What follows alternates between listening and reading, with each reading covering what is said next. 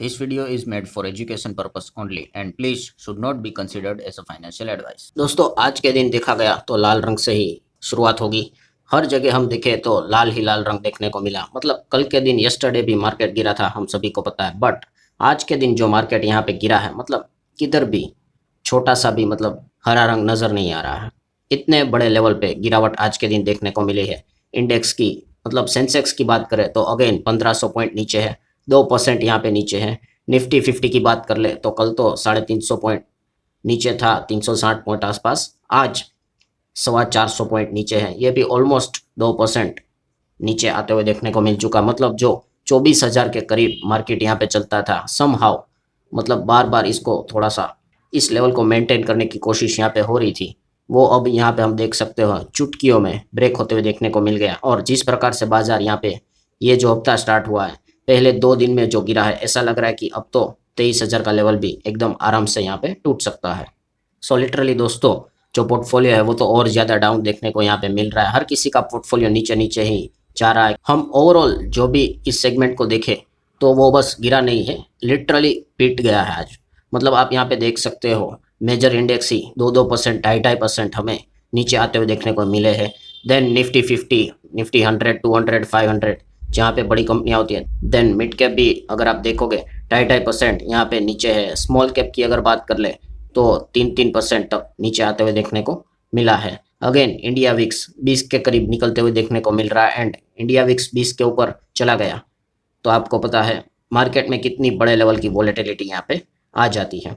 Then again देख सकते हो मिड कैप स्मॉल कैप बहुत ही हालत एकदम से खराब है। स्मॉल कैप वालों की तो आज बैंड ही बच गई है, 3-3%। माइक्रो कैप आप देख सकते हो परमेशान हो चुके हैं। सेक्टोरियल वाइज देखें तो इंडाइसिस में कोई नहीं बचा है। निफ्टी ऑटो की बात कर ले, finance, FMCG, IT, media, metal, pharma, सरकारी बैंक्स हो, प्राइवेट बैंक्स हो, रियल एस्टेट तो आप देख सकते हो धज्जियां ही उड़ चुकी है। आज के दिन 4% के प्लस आज गिरावट देखने को मिली है। अभी तो बस वो जस्ट एक और एक्सक्यूज मिल गया, वरना ये तो यहाँ पे हालत होनी ही थी। मतलब आप देख रहे हो दूर दूर तक कहीं भी हरा रंग नजर नहीं आ रहा है। हर जगह पे बस गिरावट ही गिरावट देखने को मिल गई है। तो अब कहाँ से पोर्टफोलियो बच पाएगा। सो काफ़ी हालत ख़राब होते हुए देखने को मिल गई है और बियर वालों को काफ़ी मौज हो गई है। मार्केट को पूरी तरीके से तोड़ते हुए देखने को यहाँ पे मिल रहे हैं और इसके पीछे मल्टीपल्स रीजंस इनको यहाँ पे मिल रहे हैं। सो 4-5 बड़े रीजंस है दोस्तों जिस चीज़ के चलते गिरावट है। और जो पॉइंट नंबर 5 है, पांचवा जो रीजन है दोस्तों, वो है सबसे बड़ा सरदर्द वाला पॉइंट। इस चीज़ के चलते बेयर वालों का कॉन्फिडेंस और कई गुना ज़्यादा स्ट्रॉन्ग रहने वाला है। मतलब वो आने वाले शायद से कई दिनों तक मार्केट को और ज़्यादा परेशान यहाँ पे कर सकते हैं। सो एक एक पॉइंट को हम कवर करेंगे। पॉइंट नंबर 1 की बात कर ले तो पॉइंट नंबर 1 है प्राइम मिनिस्टर नरेंद्र मोदी जी का स्पीच। अब ये तो कल कवर कर लिया था, बट दोस्तों मैं आपको बता दूं, प्राइम मिनिस्टर नरेंद्र मोदी जी ने कल मतलब यस्टरडे जो बात यहाँ पे रखी थी, यस्टरडे तो रिएक्शन था, वो तो परसों की बात थी, बट पॉइंट को समझिए आप। जो भी बात उन्होंने कही थी, काफ़ी लोगों ने यही कहा कि स्पीच में ऐसे बहुत सारे स्पीच रहते हैं तो वहाँ पे बस उन्होंने अपील की है। बट यहाँ पे हुआ क्या है दोस्तों, कल के दिन उन्होंने एक और जगह पे सेम चीज़ वापस रिपीट की है। मतलब दोस्तों हम कह सकते हैं प्राइम मिनिस्टर मोदी जी ने सेकेंड टाइम ये अपील की है विद इन 24 आवर्स। मतलब ये कोई ऐसी उड़ती उड़ती बात नहीं है कि इतने सारे स्पीच में कुछ पॉइंट्स पकड़कर यहाँ पे बात कर ले, नहीं। अब ये पक्का हो चुका है दोस्तों कि जो ये चीज़ें बोली गई है उसी को ये रिपीट किया है।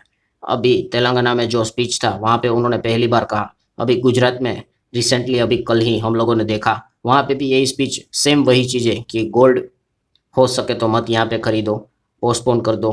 देन इंडियन प्रोडक्ट्स को ही बाई कर लो। फॉरेन जो ट्रैवल रहेगा उसको भी पोस्टपोन कर दीजिए।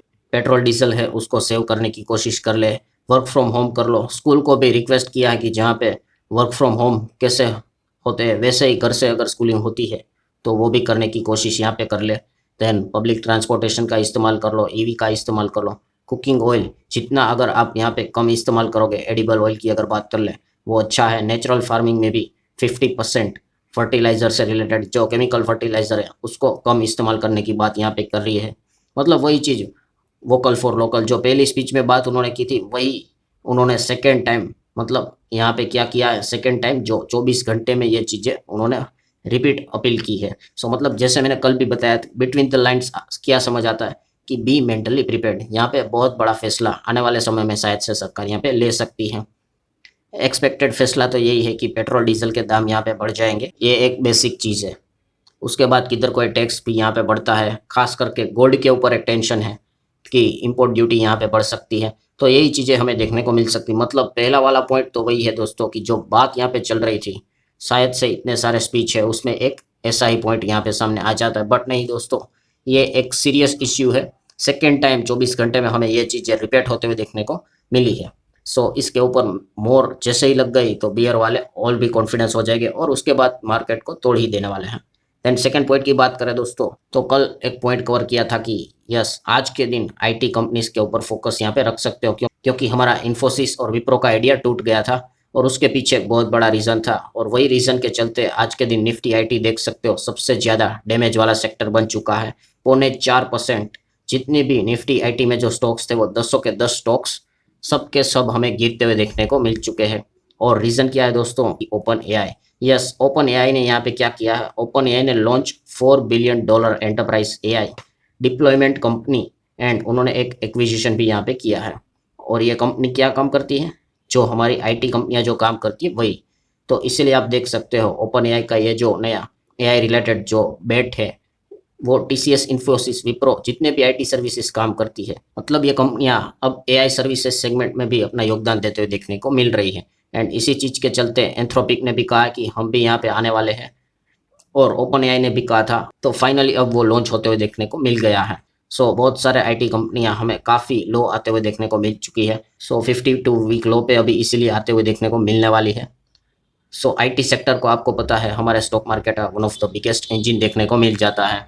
तीसरे पॉइंट की बात करें तो दोस्तों है जंग। जंग रुकने का नाम यहाँ पे नहीं ले रहे हैं, और ये जितनी लंबी चलेगी उतना ज़्यादा यहाँ पे क्रूड ऑयल का जो प्राइस है वो हमें हायर लेवल पे ही देखने को मिलेगा। अब आप देख सकते हो, ट्रम्प तो कहते हैं कि हम वापस अटैक कर सकते हैं, वो तो अलग अलग शब्द यहाँ पे कहते रहेंगे, करेंगे नहीं करेंगे, बट मेजर पॉइंट क्या है कि क्रूड के जो भाव है वो अभी 3-3 डिजिट में आ गए हैं और अभी हायर लेवल पे ही चल रहे हैं। ये चीज़ मैंने इसके पहले भी बताया कि इस लेवल पे क्रूड का होना हम टॉलरेट ही नहीं कर पाएंगे। आप देख सकते हो प्राइम मिनिस्टर जी खुद आके ये बात आके बोल रहे हैं, अब इतनी सिचुएशन खराब होते हुए देखने को मिल चुकी है। सो डेफिनेटली इस लेवल पे क्रूड रहेगा तो बेयर वालों को बाय डिफ़ॉल्ट एक पैरामीटर मिला हुआ है कि वो मार्केट को यहाँ पे दबाते रहेंगे। कोई एक और एक्सटर्नल खबर निकल कर आ गई तो वो और इस चीज़ को, बाजार को गिरा सकते हैं। पॉइंट नंबर 4 की बात करें तो हमारा गिरता हुआ रुपया, बस ये गिरते ही जा रहा है। जैसे मैंने कहा कि कितना टाइम लगेगा अब 100 को टच करने के लिए, वही सिनेरियो देखना बाकी है। अब ये तो 95.65 चला गया है रोज़ यहाँ, मतलब हमारा रुपया रोज़ का डेली अगर बात कर ले तो हमारा रुपया नया लो टच करते हुए देखने को मिल रहा है, जो किसी भी एंगल से अच्छी बात नहीं है। और ये डबल झटका लग रहा है, क्रूड का दाम भी बढ़ रहा है और रुपये भी मतलब गिर रहा है। सो मतलब बुरी तरीके से यहाँ पे इंडियन इकोनॉमी फंसते हुए देखने को मिल चुकी है। अब ये कोई अलग से बताने की ज़रूरत यहाँ पे है नहीं। सो ऐसी सिचुएशन में भाई मार्केट के लिए हालत तो काफ़ी ख़राब यहाँ पे हो जाती है। अगर रुपया इस प्रकार से गिरेगा तो एफआईस यहाँ से निकल ही जाएंगे। अब वो तो अच्छी बात है कि डीआईएस थोड़ा बहुत मार्केट में पैसा डाल रहे हैं, इसलिए चीज़ें उतनी नहीं गिर रही। अगर डीआईएस ने भी अपने हाथ खड़े कर दे तो निफ्टी रोज का 500-700 पॉइंट नीचे गिर जाएगा। एंड दोस्तों पॉइंट नंबर 5 की अगर बात कर ले तो आप सभी लोगों को पता है अभी आरबीआई ने भी ये डेटा सामने रखा है कि इंडिया का फॉरेक्स रिजर्व्स $7.7 बिलियन से गिर चुका है और $700 बिलियन के नीचे आ चुके हैं। रिसेंटली अपडेट दिया है।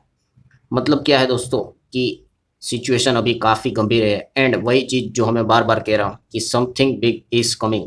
मतलब अब आरबीआई की अगर मैं बात करूँ तो आरबीआई ने भी वैसे डिसीजन लिए हैं, बट आरबीआई की बात करें तो सरकार की बात करें, अब वो कोई ना कोई बहुत बड़ा डिसीजन यहाँ पे लेंगे। एंड यही चीज़ें देखने को मिल रही हैं कि हायर लेवल की इकोनॉमी अनसर्टिनिटी देखने को मिल रही है, और भी ज़्यादा अब ये अनसर्टिनिटी बढ़ती हुई देखने को मिल चुकी है। एंड इसी चीज़ के चलते दोस्तों बाजार के ऊपर क्लियर कट हमें दबाव देखने को मिल रहा है। और यही रीज़न है दोस्तों, मार्केट आप देख सकते हो 2 ही ट्रेडिंग सेशन में आज 436 यहाँ पे गिरा, यस्टरडे 360 यहाँ पे गिरा था। मतलब ऊपर ऊपर से अगर मैं यहाँ पे कहूँ तो ऑलमोस्ट 800 पॉइंट उड़ गया है मार्केट सिर्फ 2 ही सेशन में। इतनी ज़ोरदार गिरावट हमें देखने को मिल चुकी है। अब आगे ये हफ्ता पूरा कंप्लीट होते होते और कितना गिरेगा ये भगवान ही यहाँ पे जाने। सो बेसिकली पॉइंट क्या है दोस्तों कि इतने सारे नेगेटिव पॉइंट्स के बाद और बार बार मोदी जी जो हिंट दे रहे हैं वो यही है कि कोई ना कोई अब बड़ा एक्शन सरकार की ओर से, कोई ना कोई फैसला यहाँ पे हमें ज़रूर आते हुए देखने को मिल सकता है। और जैसे ही ये होगा दोस्तों, तो बाज़ार और भी ज़्यादा हमें नीचे आते हुए देखने को मिल सकता है। वैसे तो मार्केट इसी चीज़ को एंटिसिपेट कर रहा है कि कोई ना कोई बड़ी एक्टिविटी यहाँ पे होने वाली है। तो लेट्स सी अब वो कब तक यहाँ पे होती है, ऑफिशियली अनाउंसमेंट कब तक होता है, क्योंकि अभी तक कोई कानून नहीं बना है कि आप ये नहीं कर सकते। ये कोई लॉ है, बट अपील की गई है, रिक्वेस्ट की गई है। बट ओवरऑल बॉटम लाइन क्या है दोस्तों, कंक्लूजन क्या है कि यस, मार्केट बुरी तरीके से इसी चीज़ के चलते पीटते हुए देखने को मिल रहा है। अगर यहाँ से अगर रिवर्सल चाहिए तो सबसे बड़ा जो प्रॉब्लम है वो रुकना चाहिए। जैसे मैंने कहा कि जंग, पहले तो जंग रुकना चाहिए, ये रुक गया तो ऑयल नीचे आएगा, और ऑयल नीचे आएगा तो जंग रुकने के चलते तो थोड़ा हमारा जो रुपी है वो 96 की ओर निकल रहा है, वो थोड़ा वापस 95 94 तक आ सकता है। सो सबसे इम्पोर्टेंट पॉइंट वही है कि जंग जितनी लंबी चलेगी हमारी इकोनॉमी और ज़्यादा यहाँ पे ख़राब होने वाली है। ये कोई दोहराने वाली बात है नहीं। सो ठीक है दोस्तों, आशा करता हूँ दोस्तों वीडियो हेल्पफुल लगा होगा। चाहो तो लाइक एंड शेयर कर सकते हो। मिलते हैं अगले वीडियो, तब तक के लिए बाय बाय।